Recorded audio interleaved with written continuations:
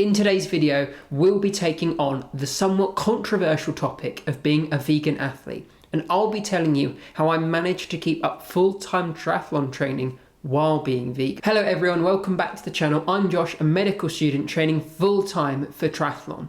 On this channel, we talk medical student life, triathlon training, and personal productivity.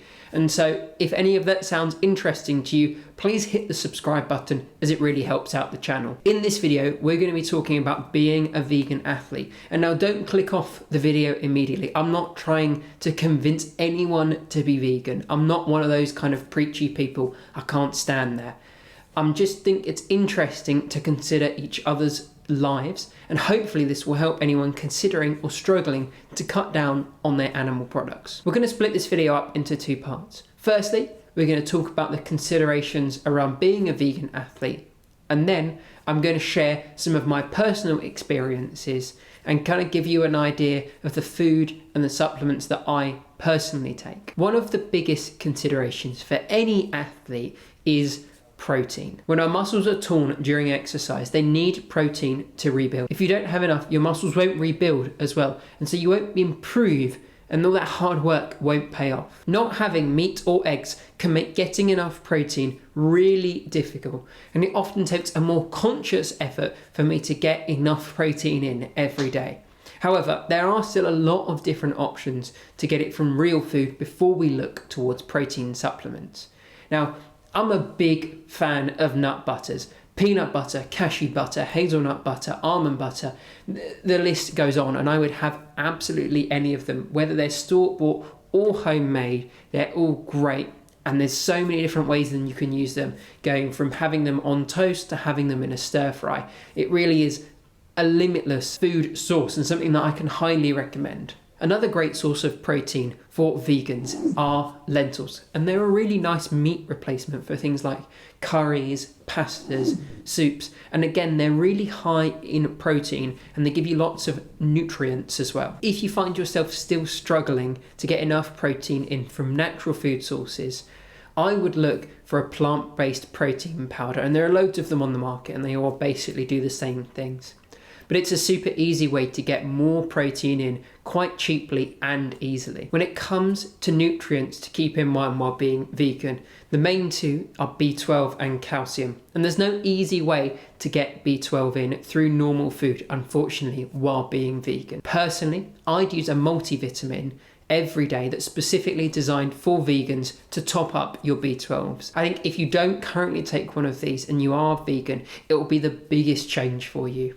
And then calcium, again, a multivitamin will help with this, but lots of plant-based milks in the UK are fortified with calcium. So just check the label and try and get one that has some extra calcium in, as our bones take quite a lot of impact while running. And so if we don't look after them, you're more likely to get injured. The final consideration, if you want to become a plant-based athlete, is eating enough calories, and this is especially important if you're an endurance athlete or triathlete such as myself. Without meats, meat fats and dairy, it can be hard to make sure we get enough calories in, as we often find ourselves eating vegetables which aren't a calorie dense food. Lots of vegan athletes turn to eating a lot of simple carbs, but lots of studies suggest that this may not be the best thing for us to do. I aim to get a diverse range of calorie sources every day. Nut butters, again, are a great way of getting more calories in, both through protein and through the fats in them. A range of slower carbs, such as oats and bananas, can be really good, and any sort of whole wheats that you can add to your diet. Healthy oils are also important. Extra virgin olive oil specifically, and coconut oil are both good ways of adding calories to your diet without having to rely on some simple carbs. And although it might sound simple, just eating more or adding another meal can make your life so much easier. Having a snack in the afternoon or having a post-workout shake or meal will just help to top up those extra calories that you might need while being vegan. And so for the second part of this video, I'd just like to give you an idea of what a day of my eating looks like. For breakfast, I got two really solid options. Either an overnight oats or a porridge kind of thing. I just use some oats for carbohydrates, some peanut butter for a little bit of fat and protein, and then adding in a plant-based milk just to bulk out the meal can be a really nice way, and it's will sustain you massively for any training you've got. Or you could go with the classic runner's favourite of a peanut butter bagel with a banana, either separately or on top, which is my personal preference. Basically, every day I have a protein shake, and I specifically time these to be just under half an hour after my workouts, as I still struggle to get food in right afterwards. I like to combine milk, protein powder and a banana, blend it all up, and having those after workouts helps so much, as I get in around 30 grams worth of protein plus some carbs to refuel.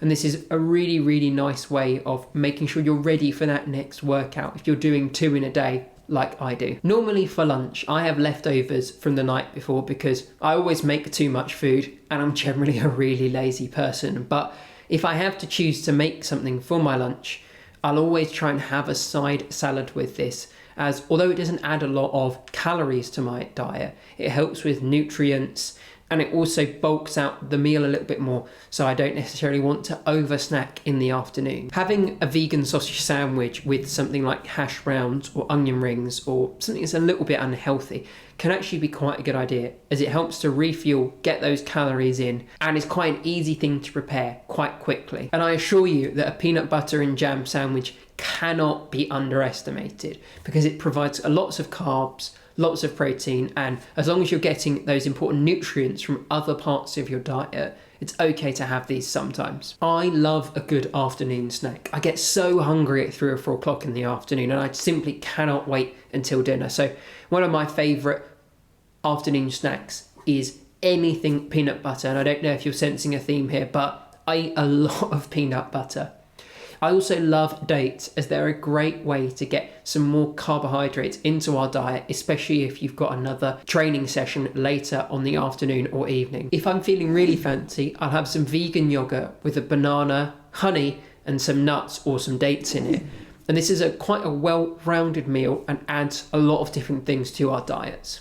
When it comes to dinner, it's my biggest meal of the day, and so I'm ensuring getting a lot of carbs and a lot of protein in this meal. Something like a lentil spaghetti bolognese, or anything with a fake mince, a bolognese, a shepherd's pie, is a really easy way to kind of adapt recipes that we know and love to be both vegan and high in protein and carbs. Curries are always good, especially because lots of them are designed to be vegetarian or vegan, and so by adding chickpeas or beans to these kind of things can make sure that we're getting in enough protein and we're having a delicious meal. One of my old favourites was chili con carne, but I'm going to suggest chili sin carne, that's chili without the meat, and add a lot of beans to this for both carbohydrate and protein intake, and that'll be an absolutely fabulous meal to end out any day. In conclusion, I hope that you can see being a vegan athlete is genuinely really doable, and if you're not considering it, I hope you can understand some different